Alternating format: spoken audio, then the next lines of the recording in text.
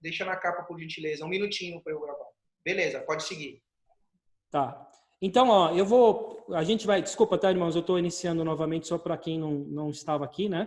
Então, a gente vai começar esse tema que foi proposto, a revelação progressiva, a harmonia entre o Antigo e o Novo Testamento. Tá?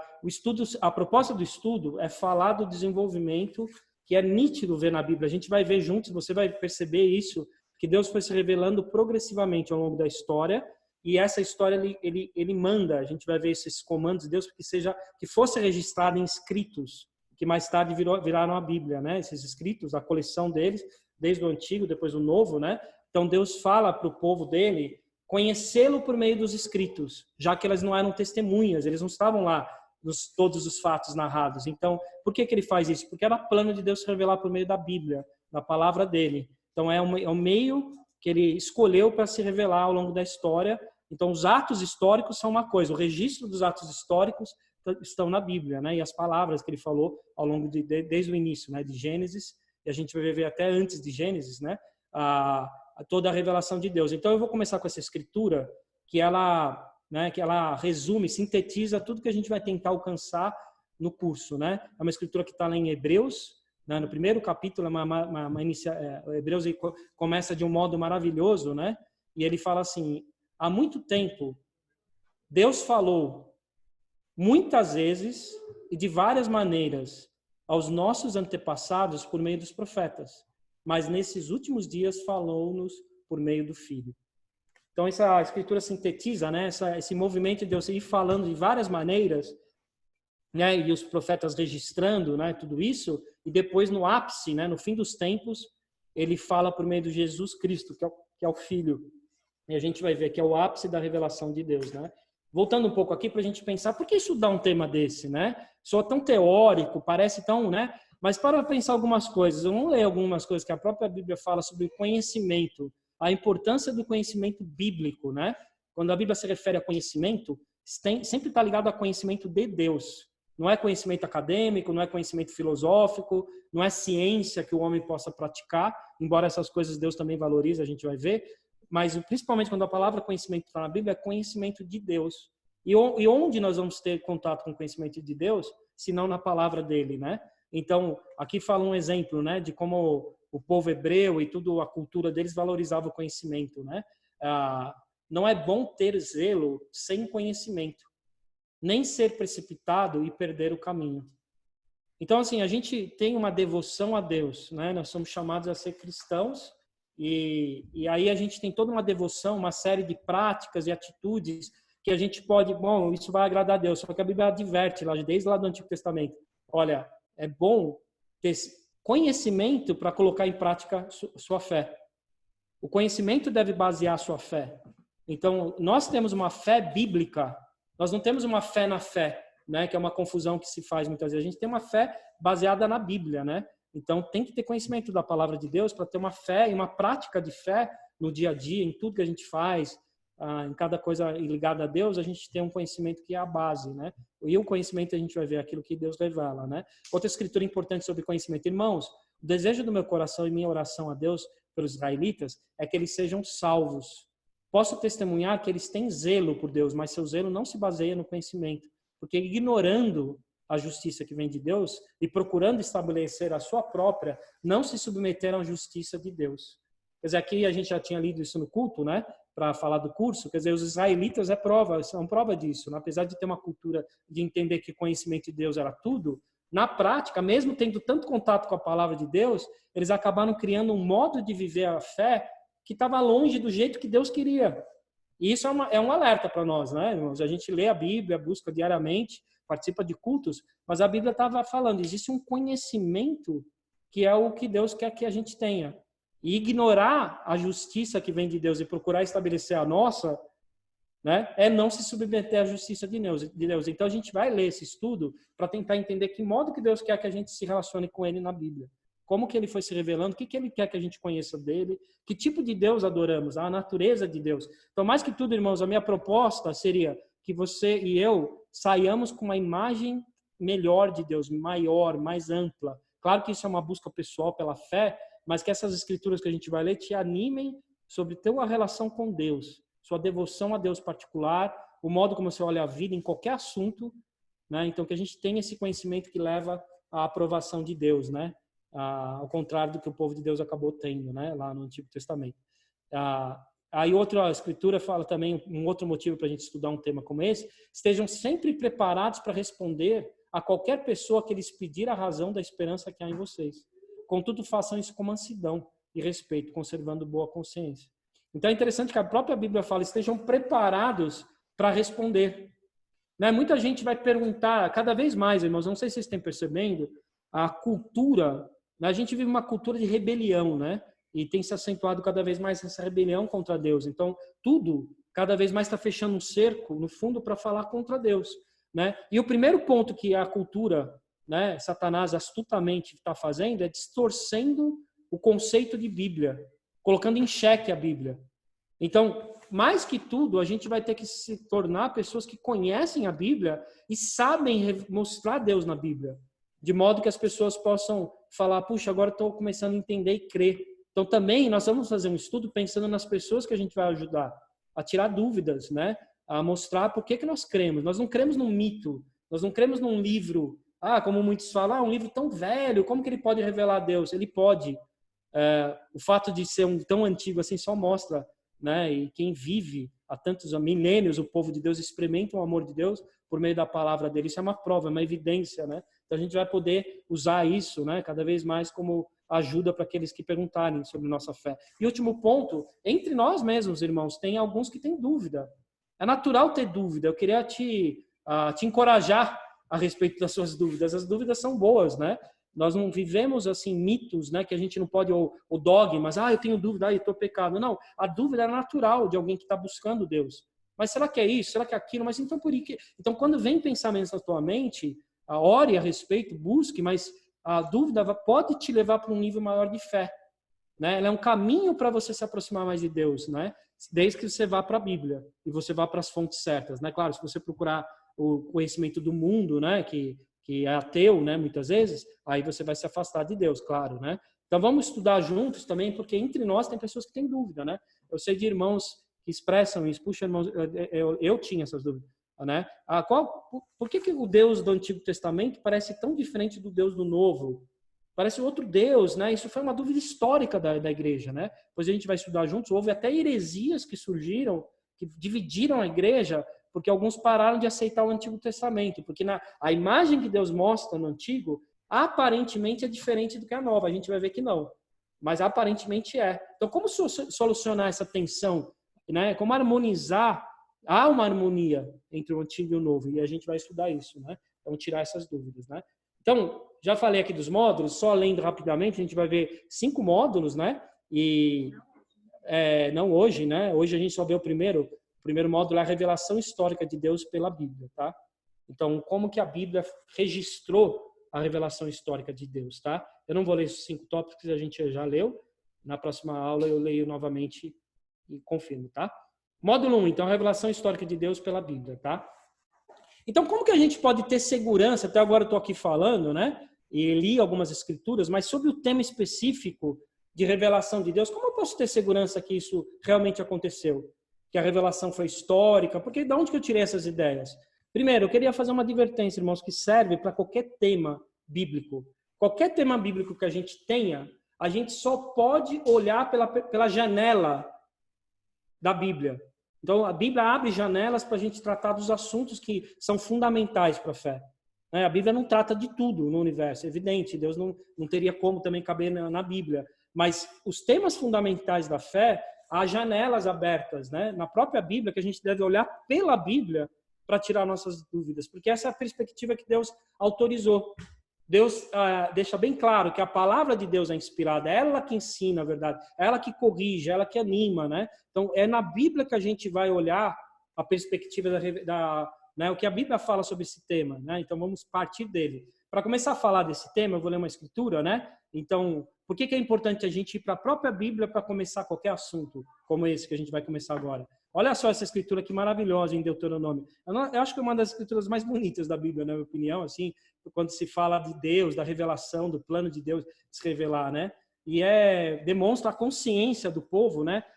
Inspirado por Deus, Moisés faz um discurso e no meio do discurso ele tá essas palavras, né? Quando ele está lembrando tudo que Deus já tinha feito depois do Êxodo, tirando o povo do Egito, então Deuteronômio é a lembrança disso, né?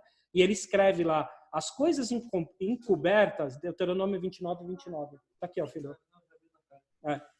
As coisas encobertas pertencem ao Senhor, o nosso Deus.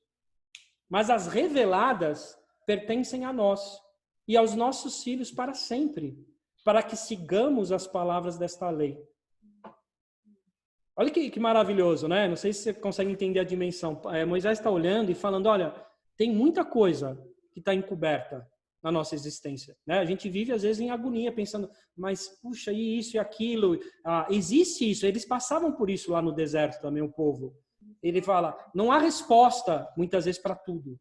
Deus permite que a nossa caminhada seja de fé, né? Então, muitas vezes, a gente, pela confiança no Deus, que é amoroso, fiel, a gente anda, às vezes, no vale do sombra da morte, né? Como a Davi escreveu, né? Então, tem hora que a vida não dá as respostas. Então, há coisas encobertas que pertencem só a Deus. Um dia nós vamos ver tudo perante Deus, perante Cristo, lá na vida eterna, né? Mas há coisas reveladas. Deus quis revelar. Aqui está falando, mas as reveladas, a gente poderia ter por entre parênteses, as reveladas por Deus, né? Concordam? As reveladas por quem? As reveladas por Deus, né? Que ele permitiu que Moisés e depois outros autores bíblicos fossem escrevendo, essas que foram reveladas pertencem a nós e aos nossos filhos. Eu estou aqui com meu filho, você está aí com filhos, a família inteira, todos aqueles que têm contato com isso, para sempre, eles vão ter esse contato que vai guiá-los, né? E vai ser um modo de a gente poder seguir a vontade de Deus, né? Então Deus não quer que a gente viva inseguro no mundo. O que Deus quer de mim? Não, Ele revelou, pela graça dele, aquilo que nós precisamos saber para viver e obedecer e viver em paz. E para viver pela fé, principalmente, né? A fé, né, é direcionada a Deus, um Deus bom, verdadeiro, né? Então, conceito de revelação, de novo, até a palavra revelação, né? Revelação progressiva. De onde vem a palavra revelação? Olha, a palavra revelação, primeiro, ela vai ser transmitida no hebraico, no aramaico e depois no grego, no Novo Testamento, né? No hebraico, aramaico, no Antigo e grego, né? No Novo. Por exemplo, no Novo, eu sei que a palavra tem a ver com a palavra apocalipse, né? Então, é revelar. Sempre a palavra apocalipse está ligada ao revelar, né? Essa escritura ali em Gálatas 11, 12, aparece a palavra apocalipse, né? Mas no hebraico, no aramaico, era outro termo. Então, mais do que se preocupar com a palavra em si, nós vamos concentrar no conceito de revelação. Então, o conceito de revelação está claro na Bíblia, né? Vamos ler a primeira escritura lá, a gente acabou de ler, desculpa, né? As coisas encobertas pertencem ao Senhor, ao nosso Deus, mas as reveladas, tá vendo? Aqui nessa escritura que a gente acabou de ler, tem a palavra revelação, tá?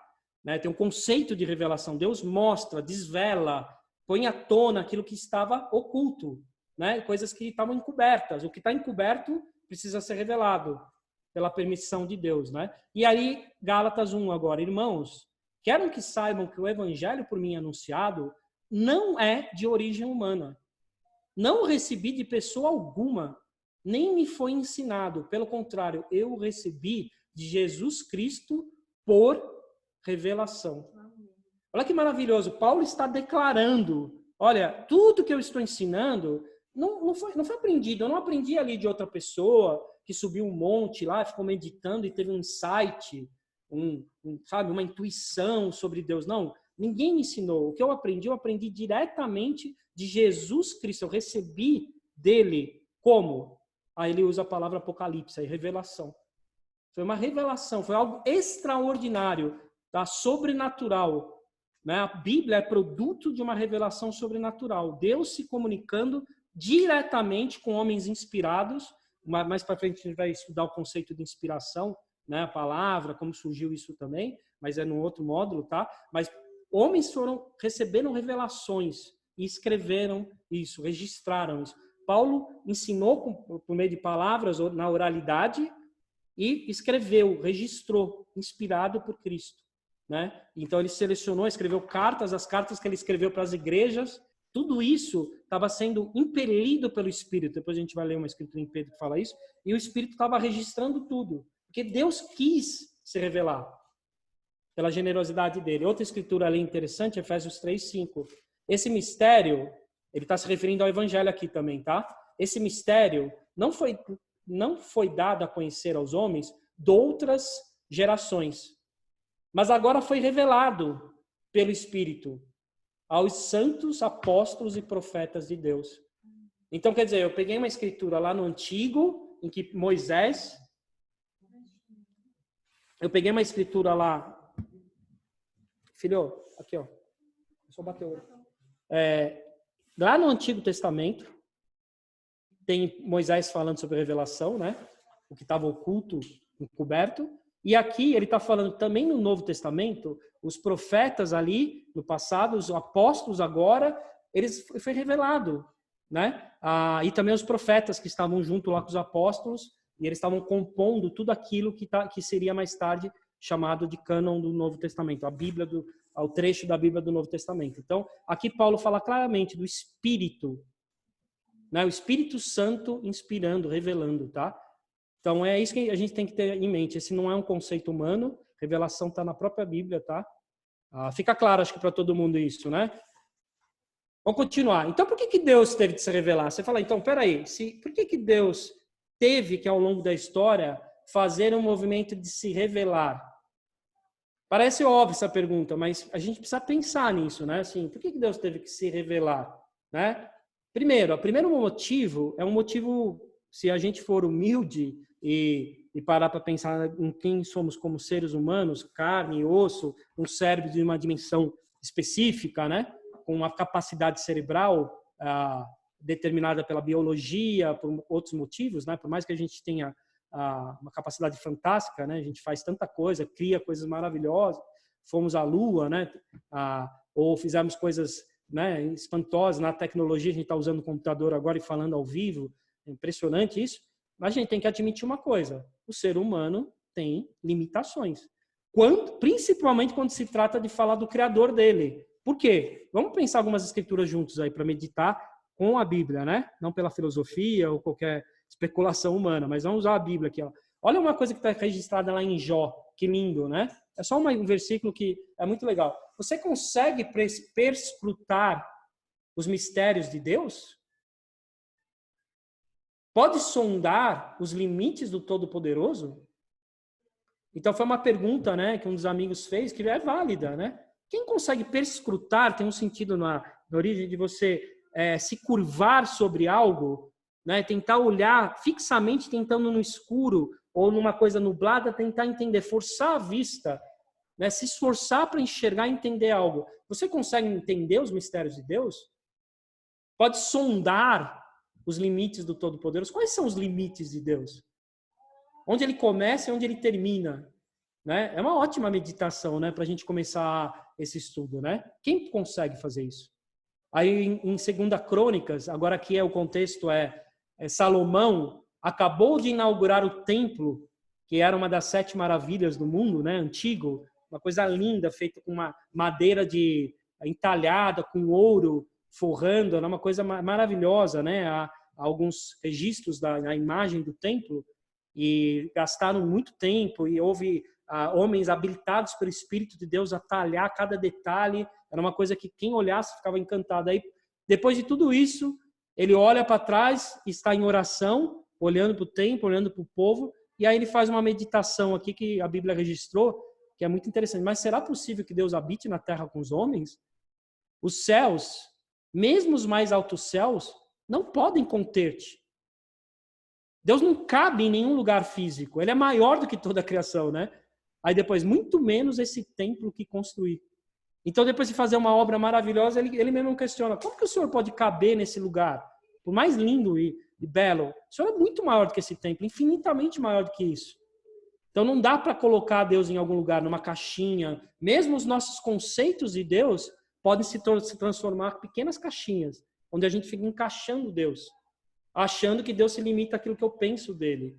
E a gente tem que tomar cuidado, porque a gente deveria a vida inteira estar ampliando a cada dia esse lugar onde a gente deposita informações sobre Deus. Deveria a cada dia aumentar.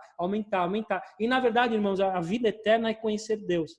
Nós vamos estar na eternidade sempre aprendendo coisas novas de Deus.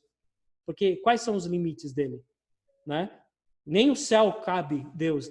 Quando ele fala céus aqui, é todo o universo. Tudo que eles olhavam e viam lá, olhando para o céu. Né? A gente sabe que agora a gente tem um conhecimento muito maior da amplitude, né, desses céus aí que eles olhavam. Né?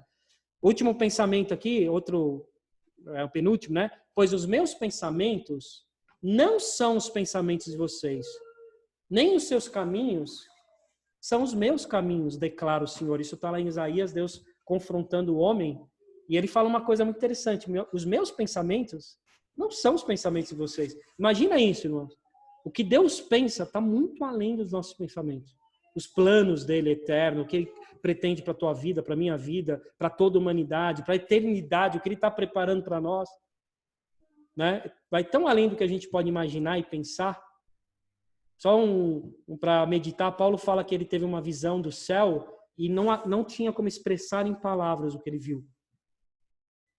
Não cabe aos homens ele falar, não tem como o homem conseguir falar o que ele viu. Né? Então imagina os pensamentos, os planos de Deus. Né? Outra escritura em João, essa aqui é maravilhosa, acho que complementa bem tudo que a gente leu nas anteriores. Paulo está falando com a mulher samaritana lá no poço, né? Famosa situação. Jesus Cristo mesmo, em pessoa, encarnado, Deus encarnado ali, né? O Deus que se tornou homem, o homem Deus, vira e fala para uma mulher: creia em mim, mulher. Está próxima a hora em que vocês não adorarão o Pai neste monte, nem em Jerusalém, lá no templo, ele estava dizendo, né? Os verdadeiros adoradores adorarão o Pai em espírito e em verdade. Deus é espírito. E é necessário que os seus adoradores o adorem em espírito e em verdade. Olha que maravilhoso pensar nisso, irmãos. Primeiro, Deus é espírito. Então, só isso já mostra que nós não temos como colocá-lo num formato. Inclusive, os 10 mandamentos proíbem. Não criem imagens de mim. Ele é espírito, não tem como reproduzir a imagem de Deus.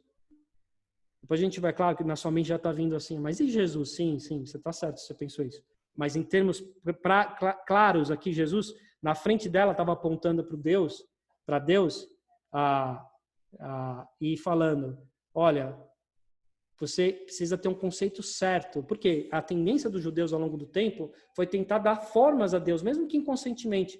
Um monte, era um monte lá em Samaria, onde eles diziam que era o lugar sagrado, ou um monte lá em Jerusalém, onde estava o templo, e Deus falou: não fixe Deus nisso. Deus é espírito, e ele quer que as pessoas o adorem em espírito, porque Deus é um Deus infinito, é um espírito infinito e eterno. Ele é muito além da nossa capacidade de tentar entender. E ao longo da história, a gente agora vai começar o estudo, ele mesmo teve que se revelar, já que ele é tão insondável. Paulo também fala sobre isso numa oração dele lá em Romanos. O conhecimento de Deus é insondável. Quão maravilhosos são os planos de Deus. Já que ele é assim, ele mesmo teve que tomar a iniciativa de se revelar desde o início, de um modo que nós pudéssemos entendê-lo. Então Deus criou maneiras para ir pouco a pouco transmitindo um conhecimento que a gente pudesse assimilar em espírito, né? Evidente. Vamos continuar, então. Então, primeiro ponto que a gente falou lá, né? Por que Deus teve que se revelar? Primeiro, porque nós somos limitados, naturalmente. Mesmo lá Adão e Eva, antes do pecado, eles eram limitados. Eles tinham um limite de conhecimento de Deus. A gente vai estudar isso também, tá? Como era a relação deles com Deus lá no Éden, né? No Jardim do Éden, antes da queda, né? Mas a queda...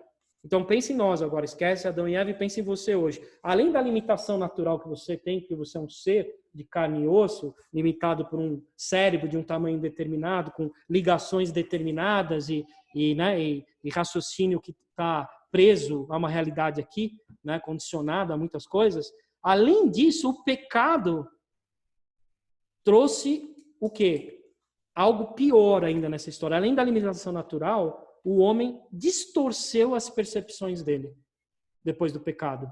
Nós temos hoje uma percepção distorcida da realidade, seja a espiritual ou seja a realidade mesmo, né? O pecado faz o homem não perceber a realidade, nem a criação, nem o Criador de maneira correta. Vamos ler para comprovar se o que eu estou falando é verdade ou não na Bíblia, né? Vamos ler lá então primeiro. Vou ler na ordem, né, da sequência. Eu abreviei algumas partes, é evidente, mas basicamente eu estou lendo a narrativa da queda, né?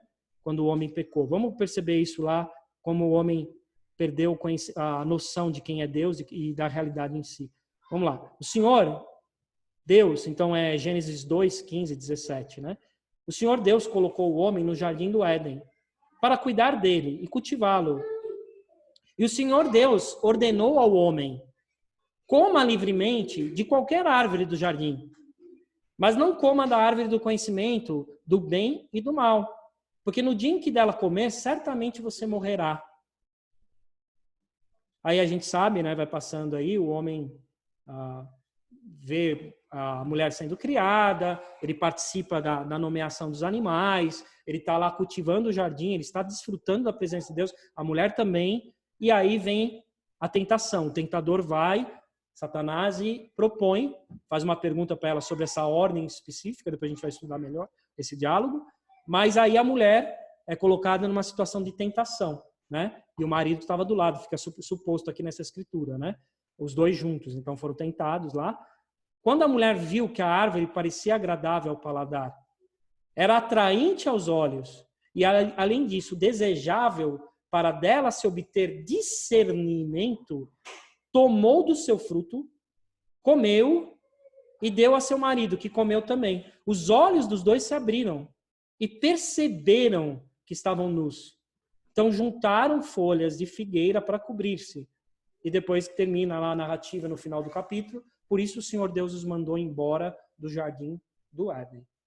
Então o homem aqui, só para sintetizar essa narrativa do Éden, o homem vivia em harmonia com Deus. Deus colocou algumas direções sobre como viver para não quebrar essa harmonia. Ele basicamente fala: existe o bem e existe o mal. Fique no caminho do bem. Se mantenha na minha proteção. Tenha o conhecimento que eu transmito. Confie que eu vou mostrar para você, pouco a pouco, o meu plano de quem eu sou. Você vai me conhecer cada vez mais. Vocês só estão começando aqui a caminhada, né? O plano é que o homem espalhasse o jardim por todo o mundo. E lembra aquela escritura em Osés que fala: e o mundo inteiro vai se encher do conhecimento de Deus. Era o plano de Deus. O mundo inteiro teria um conhecimento de Deus pleno. Mas aí o homem faz o quê? Peca, aceita a tentação de Satanás. E é justamente no conhecimento, olha que ironia, que o homem é tentado. A mulher olha, né, e fala: bom, como seria bom ter discernimento? Mas aí é um discernimento sem Deus. É o discernimento que Satanás ofereceu à cobra, na imagem da cobra.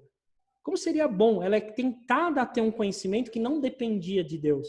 Aí ela come, e aí a Bíblia fala que imediatamente ela come, dá ao homem, aí eles perceberam. Esse perceberam, faz uma pergunta: é a realidade como ela era antes da queda? Esse perceber, eles viram as mesmas coisas que eles estavam vendo antes da queda? Ou perceber já mostra que essa realidade foi alterada na percepção deles? Aqui fala que eles perceberam que estavam nus. Peraí, eles estavam nus antes. Então por que eles perceberam que estavam nus? Não é que eles não tinham olhado para baixo. Não é que eles não tinham visto. Na verdade, eles se viram de maneira diferente. Houve um conteúdo ali no olhar dele que já não era bom. Entrou o mal. O conhecimento do mal fez o homem ser mal. Porque o homem não ficou só no conhecimento teórico. Ao desobedecer Deus, ele se torna mal. Então foi mais do que um conhecimento especulativo filosófico. Ele se desobedece, peca, e ao pecar, o pecado entra no homem, faz parte da natureza dele agora, ele já olha a si mesmo diferente, a parceira diferente. E ele olha, você pode dizer que tudo ele começa a ver diferente. A Bíblia fala que depois dali, eles juntaram folhas de figueira para cobrir-se. Olha que absurdo, né? E aí você vê que eles estão com a visão distorcida da realidade. Quem pode se cobrir de Deus? Mas eles tentaram colocar folhinhas. Isso aqui é uma imagem, depois a gente vai ver que a Bíblia é muito rica em imagens, e ela sempre mostra mais do que a imagem, né? É uma tentativa do homem sempre tentar se ocultar e querer esconder de Deus. Isso é ridículo. Hebreus fala: não há nada na criação que esteja oculto dos olhos de Deus. Mas como o homem tem a mente distorcida, ele fica tentando, não só lá no jardim, depois do jardim, a vida inteira, o homem tenta esconder o pecado, tenta esconder que ele é mau, tenta mostrar a melhor face. no Facebook, na vida, no dia a dia, para a família, para a esposa, para o amigo, no trabalho, o homem começa a distorcer a realidade e desconfiar. Porque depois a gente sabe, o diálogo entre a mulher e o homem é tenso. Ela que foi culpada, ele que foi culpado. E há uma acusação. Então o homem também olha a mulher como inimiga, né? E tudo começa a entrar em caos. A percepção, a mente do homem foi alterada. Entende isso? Continuando em Romanos 3, falando agora não só do primeiro casal, mas todos, Romanos 3, 10, 11 e 23, né? Como está escrito, não há nenhum justo, nenhum sequer, não há ninguém que entenda. Entenda o quê? Ninguém que busca a Deus. Então ele define. Não há ninguém que entenda, não há ninguém que tenha o conhecimento de Deus. Não há ninguém que busque ele mais. Deveria estar buscando. Tem aqui subentendido, né? Continuando, todos pecaram e estão destituídos da glória de Deus. O homem se afasta, ele para de ver o mundo como ele deveria ver no início. Com a bênção de Deus, com a revelação de Deus, né, abençoado, o homem rompe isso, tem um cisma. Então, além da limitação natural do homem, agora o homem está limitado pelo pecado também, distorcido. O homem não entende Deus naturalmente, tá? Continuando também, Paulo fala, né, também em Efésios 4, 17 e 18. Assim eu lhes digo, e no Senhor insisto, que não vivam mais como gentios. Gentios, desculpa, vou fazer um parênteses, é todo aquele que não crê na Bíblia. Gentios são os descrentes, tá? Né? Quando ele se refere a gentios, é os que ainda não creem em Deus, não se converteram a Cristo, tá? Né? Então, servia em relação aos judeus, mas no Novo Testamento está também se referindo aos que não ainda conheceram Cristo, tá? Mudou esse conceito, né? Então, aplica também o sentido de Cristo, conhecimento de Cristo. Então, assim eu lhes digo, e no Senhor insisto, que não vivam mais como gentios, que vivem na futilidade dos seus pensamentos. Olha como ele retrata a humanidade. Não vivam como gentios, que vivem na futilidade dos seus pensamentos. Fútil, inutilidade. Os pensamentos dos homens, naturalmente, não levam a lugar nenhum. Ele promove progresso aparente, ele faz tecnologia, mas isso não livra ele da morte. Pior, da morte eterna. E Pedro escreve lá na carta dele a vida, a herança de uma vida vazia que vocês herdaram. Né? Ele fala de uma vida vazia que nós herdamos dos nossos antepassados e passamos aos nossos filhos. É uma vida, pensamentos fúteis, vidas fúteis que não levam a lugar nenhum. Não há progresso, né? Aparentemente há progresso, mas não há progresso. O homem não sai do buraco da distância da glória de Deus. O principal, o homem não tem mais, né? Não tem a presença de Deus e não tem o entendimento. E olha, ele continua ali, né? Futilidade de seus pensamentos, continua. Eles estão obscurecidos no entendimento. Obscurecido, o entendimento está escuro. E separados da vida de Deus por causa da ignorância em que estão, devido ao endurecimento dos seus corações. O coração é o centro, né? No entendimento espiritual, né, na Bíblia, das emoções, na devoção a Deus. Então, ele está endurecido ali no pecado. O pecado causou isso. Seus pensamentos são fúteis. Ele não tem entendimento e ele está na ignorância, né? Então, olha que retrato. Então, por que Deus tem que se revelar? Porque, além da limitação natural, o homem está endurecido, sem entendimento do pecado. Tá, isso aí eu pedi, por favor. Marcos, dá um feedback para saber se eu estou ainda online. É difícil ficar no silêncio absoluto. Você pode abrir o microfone. Você está online, sim. Obrigado, viu? Obrigado, Areta. Perfeitamente. Obrigado. Vou continuar. Espera aí que eu tenho que... Agora, manual que eu tirei aqui, o automático. Então, só retomando, por causa da natureza de Deus e da nossa incapacidade de compreendê-lo, né, que foi acentuada pelo pecado, sempre depende da graça de Deus, da iniciativa dele se revelar aos homens. Na verdade, a gente vai ver depois, desde o Éden ali, quando estava tudo certo, Deus tinha que ser gracioso e amoroso, e ele toma as iniciativas, ele fica conversando com o homem no jardim, dando comandos, dando direções, sempre dependeu dele. Depois do pecado, depende ainda mais dessa graça de Deus, né? Deus tinha que romper o pecado. Ele podia ter destruído o mundo ali e falado, chega, o homem não me obedeceu, destrói tudo e construa outro. Ou não construa mais nada, porque ele se bastava. Ele, o Filho e o Espírito eternamente. Deus não criou o mundo porque estava solitário. Deus é autossuficiente, ele é. Yahvé, a palavra Yahvé é essa, né? Eu sou. Eu sou pleno, eu não, mas Deus por esbanjar a vida, né, por transbordar a vida, ele cria por amor, não por obrigação. E aí depois o homem peca, ele poderia destruir, mas ele fala, bom, não, eu vou continuar amando, e não só isso, eu vou vencer essa barreira de ignorância, de distância, do homem fugindo de mim com folhas, e eu vou fazê-lo me conhecer de novo. Eu tenho um plano. Vamos ver isso aí então, né? Então a gente só vai entender o valor da Bíblia e da revelação de Deus quando a gente entender que ela culmina em Cristo. Toda a Bíblia vai apontando, progredindo e chega em Jesus Cristo, que é o modo perfeito de Deus revelar aos homens. Então a gente vai valorizar muito mais a encarnação de Cristo e depois a fé que nós temos hoje presente em Cristo, que continua nos revelando Deus, mesmo estando lá sentado do lado de Deus. A gente só vai entender o valor da revelação quando a gente entender o milagre que foi a revelação. A revelação é um milagre, do começo ao fim. É graça, é sobrenatural. É Deus esbanjando o poder para se mostrar de maneira completa. Olha só que João fala 1,18 para a gente meditar. Ninguém jamais viu Deus, mas o Deus unigênito que está junto do Pai o tornou conhecido. Olha o que João fala lá no Novo Testamento. Ninguém jamais viu a Deus. Então Adão e Eva viram Deus? Não. Ele está declarando com toda, ninguém nunca viu Deus. Então Adão e Eva estavam num ambiente onde Deus estava. Eles sentiam, provavelmente, percebiam, a gente vai ver que ouviam, a Bíblia fala, ela dá imagens que mostram isso, eles ouviram o passo de Deus, eles tinham proximidade com Deus, ouviam os comandos de Deus de alguma maneira sobrenatural, né? Mas eles não viram Deus. Deus não tinha como se mostrar de maneira total a eles. Ele mostrava por meio de algumas coisas, mas não de maneira total. A gente vai ver, não era plena. Quem tornou Deus conhecido é Jesus Cristo, o unigênito, o Deus unigênito, o Deus que foi gerado eternamente por Deus e aparece na história.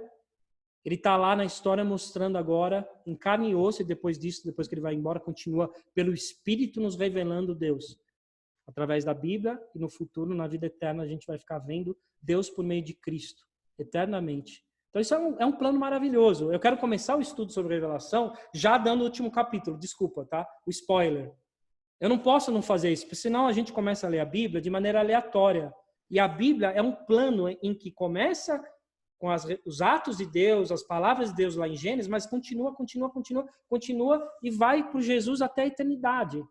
Então, precisamos ter essa visão para ler a Bíblia já com a perspectiva correta, tá? A outra escritura que fala sobre isso, pois Deus, lá em 2 Coríntios 4:6, pois Deus que disse, das trevas resplandeça a luz. Onde que Deus falou isso? Lá em Gênesis, lembra? Haja luz. Na criação, estava tudo trevas, aí Deus, haja luz. Esse mesmo Deus que disse, das trevas resplandeça luz, ele mesmo brilhou em nossos corações, para a iluminação do conhecimento da glória de Deus na face de Cristo. Então, Deus, olha o que Paulo está querendo, ele está ligando Gênesis com o Novo Testamento de maneira clara, falando daquele mesmo Deus que falou das trevas haja luz, hoje ele age no coração de quem crê. Aquele que crê, brilha no coração dele uma luz, uma iluminação do conhecimento da glória de Deus na face de Cristo. Aí Deus se revela completamente na face de Jesus. Aí você está pensando, mas nossa, eu nunca vi a face de Jesus, nunca vi uma foto dele. Não, pela fé, nós olhamos a face de Cristo hoje. Nós, ao orarmos, a buscarmos pela fé, Jesus está se revelando a nós. O Jesus eterno, aquele que pelo Espírito se revela e a gente vai conhecendo Deus. Não é maravilhoso pensar nisso, irmãos? Que Deus está se revelando pela face de Cristo agora. Ninguém viu Deus, mas agora a gente está vendo Deus por meio de Cristo. Temos uma visão privilegiada hoje em relação a Adão e Eva. Conhecemos mais Deus do que eles. Conhecemos mais Deus do que Adão e Eva no Éden hoje. Porque a gente olha para a face de Deus por meio de Cristo. Podemos ter algo claro de Deus agora. Muito mais claro do que alguns vislumbres ou talvez sensações. A gente sabe os atos de Deus encarnados e depois disso, pela fé, ele continua brilhando em nosso coração. Então, mesmo no Éden, ele tinha eles tinham, o casal tinha isso, mas eles não tinham visto de fato Deus, né? Sempre foi o plano de Deus se revelar aos homens. Sempre foi. Estava no coração de Deus isso, a gente vai ver.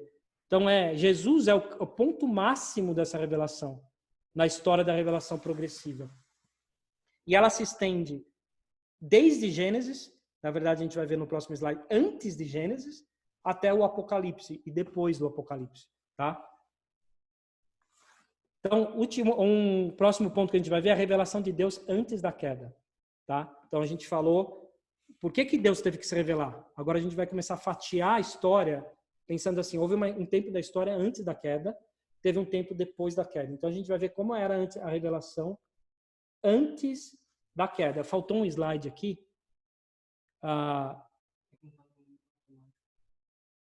Desculpa aqui. Tá. Isso. Vamos refletir em 2 pontos, tá? Depois a gente vai parar no segundo desses e vamos abrir para comentários, para perguntas, tá? Para perguntas, na verdade, e comentários, se quiserem também, né? A revelação de Deus antes da queda, é importante pensar nesses 2 aspectos. O que parece ser o princípio, tá? Nessa história, da revelação progressiva de Deus. A gente às vezes pode se enganar. Parece que o princípio começa onde? No livro que chama Princípios, né? A origem. Gênesis, a palavra Gênesis significa origem, né? Mas na verdade a história começou antes, né? Começou quando? Nos conselhos eternos de Deus. Quer dizer, o verdadeiro princípio da história está nos conselhos eternos de Deus. Você já ouviu falar essa expressão? É uma expressão que se usa em alguns meios, até mais religiosos, em meio teológico se usa também, mas a Bíblia também tem esse termo em alguns salmos, os conselhos de Deus. Conselhos eternos significa aquilo que Deus pensou antes de criar. Irmãos, eu vou fazer um exercício que é muito difícil assim na nossa mente humana, mesmo com o Espírito de Deus. Se você olhar para trás da história, houve uma eternidade. Para pensar isso, o que não tem começo, né? Deus não tinha o começo da história. Antes do começo, Deus já era eterno. Né? Como Moisés percebe, o Senhor é de eternidade a eternidade. Moisés escreveu o único salmo da Bíblia, ele fala isso. De eternidade a eternidade, tu és Deus. Então havia uma eternidade passada. Lá na eternidade passada, Deus vislumbrou um plano antes de criar o mundo. Na mente dele havia os conselhos, a maneira como ele estava cogitando isso. O Pai, o Filho e o Espírito Santo. Antes de criar o mundo. Ali começou a revelação de Deus, vai entender. Aquilo que ele ia revelar mais tarde. Ali começou o início da história, porque ele vai criar, faça a luz, né, o início e continua, né? Os 7 dias, os 6 dias da criação, o descanso depois, mas ali ele já tinha tudo na mente dele. Vamos ler uma escritura que prova isso. Em Pedro, 1 Pedro 1, 18 a 20. Tá? Pois vocês sabem que não foi por meio de coisas perecíveis como prata ou ouro que vocês foram redimidos da sua maneira vazia de viver, que lhes foi transmitida por seus antepassados, mas pelo precioso sangue de Cristo, como de um cordeiro sem mancha e sem defeito, conhecido antes da criação do mundo, revelado nesses últimos tempos em favor de vocês. O cordeiro, mais do que Jesus. Ele está falando aqui que vocês sabem que quem te redimiu dessa maneira vazia de viver, transmitida por seus antepassados, foi o quê? Foi o precioso sangue de Jesus Cristo. Como de um cordeiro sem mancha, um cordeiro perfeito, sem defeito, que foi conhecido na mente de Deus antes da criação do mundo. Então, antes de criar o mundo, Deus já reservou o quê para o mundo? Um cordeiro para morrer por ele. Porque Deus sabia de tudo já. Ele já sabia da história toda. Ele sabia que o homem ia pecar. Ele sabia que o homem ia precisar de perdão.